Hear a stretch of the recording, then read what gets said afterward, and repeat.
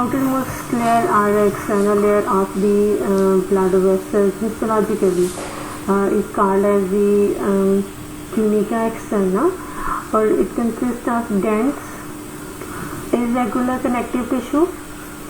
और इसमें हमें जो है वो ब्लड वेसल नज़र आती हैं and these are called as the vasa vasorum, और इसमें हमें जो है वो नर्व भी नज़र आती हैं which are called as the nervae vascularis.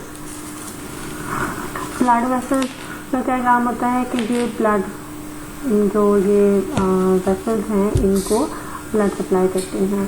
Outer 2/3 of the histological layers जो है वो उनको ब्लड सप्लाई किया जाता है थ्रू दी वेसा वेजोरम, जो कि स्मॉलेस्ट ब्लड वेसल्स होती हैं।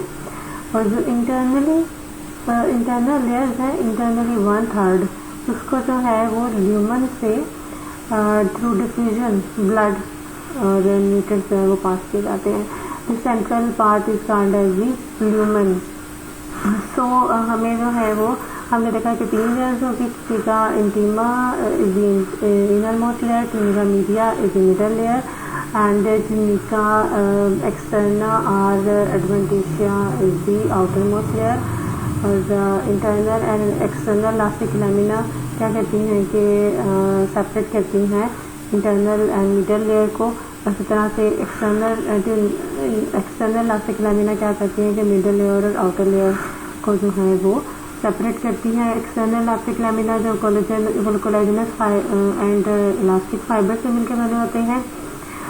इस तरह से जो है ना। अच्छा, नेक्स्ट अब हम देखते हैं कि ब्लड जो है वो ब्लड वेसल अगर आर्टरीज हैं तो आर्टरीज से फर्दर अराइज होती हैं मीडियम साइज आर्टरीज।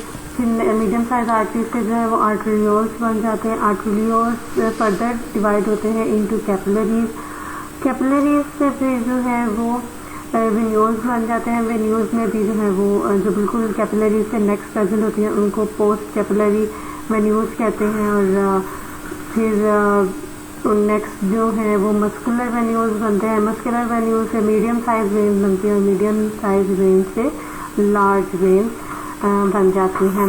अब इनकी जो है सारी जो मैंने बताई ब्लड वेसल्स, इनकी डिवीजन फर्दर। अब इनको जब हम हिस्टोलॉजिकली स्टडी करते हैं तो इनमें हमें जो हमने इसकी ब्लड वेसल्स की हिस्टोलॉजिकल लेयर देखी, ये इनमें डिफरेंट लेयर की डिफरेंट थिकनेस होगी और डिफरेंट कैरेक्टरिस्टिक्स होंगी।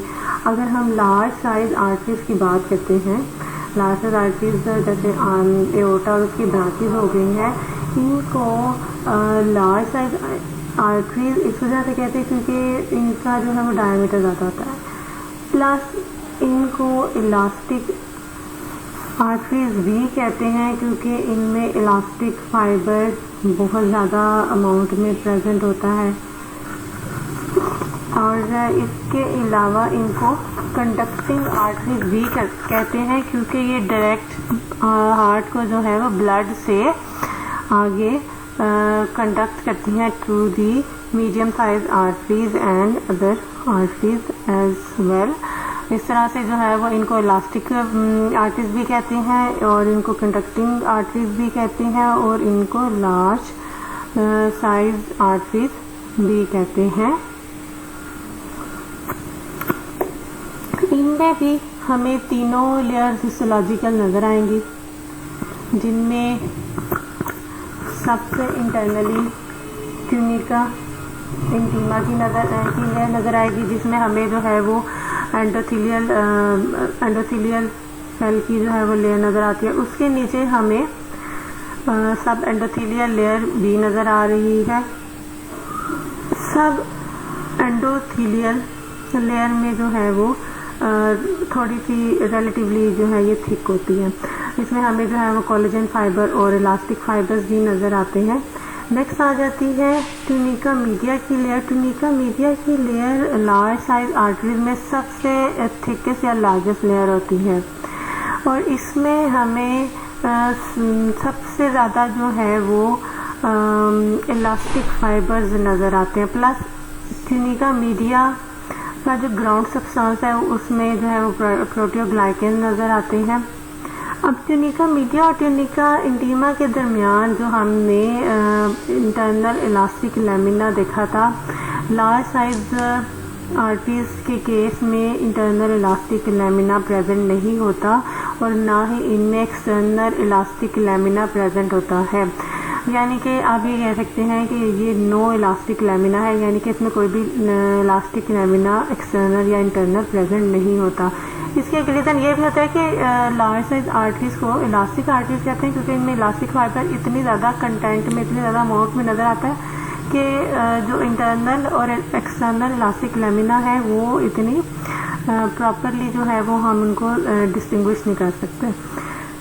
इस तरह से हमने देखा कि जो है वो ट्यूनिका मीडिया की लेयर हमें नज़र आ रही है, थिकेस्ट लेयर, जिसमें हमें जो है वो स्मूथ मसल सेल नज़र आएंगे, प्लस इसमें कोलेजिनस फाइबर्स भी हैं और इसमें इलास्टिक फाइबर्स हैं बहुत ज़्यादा कंटेंट में होता है। सबसे आउटर मोस्ट लेयर में हमें नज़र आएगा ट्यूनिका एक्सटर्ना या ट्यूनिका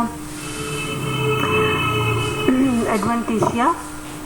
उसमें जो है वो हमें ब्लड कैपिलरीज भी नज़र आ रही हैं, उसमें हमें जो है वो नर्व भी नज़र आ रही हैं और लार्ज साइज आर्टरी के ट्यूनिका एडवेंटिशिया में हमें मैक्रोफेजेस भी नज़र आते हैं और फाइब्रोब्लास्ट सेल भी प्रेजेंट है।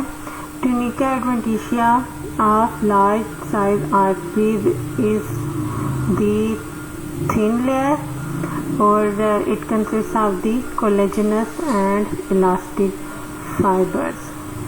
So ट्यूनिका इंटीमा की लेयर भी है, ट्यूनिका मीडिया की लेयर भी है, ट्यूनिका एक्सटर्ना या ट्यूनिका एडवेंटिशिया की लेयर भी है। ट्यूनिका मीडिया की लेयर जो है वो सबसे थिकेस्ट लेयर है, लार्जेस्ट लेयर है। ट्यूनिका एक्सटर्ना की लेयर जो है वो is the thinnest layer. Tunica externa में हमें फाइब्रोब्लास्ट और मैक्रोफेजेस सेल भी नज़र आ रहे हैं, आर्टरीज भी नज़र आ रही हैं और उसमें हमें नर्व्स भी नज़र आ रहे हैं और इनमें लार्ज साइज आर्टरी में इंटरनल और एक्सटर्नल इलास्टिक लैमिना प्रेजेंट नहीं होता और इसमें जो है वो elastic fibres tunica intima media और एक्सटर्ना में सबसे ज़्यादा कंटेंट में पाए जाते हैं।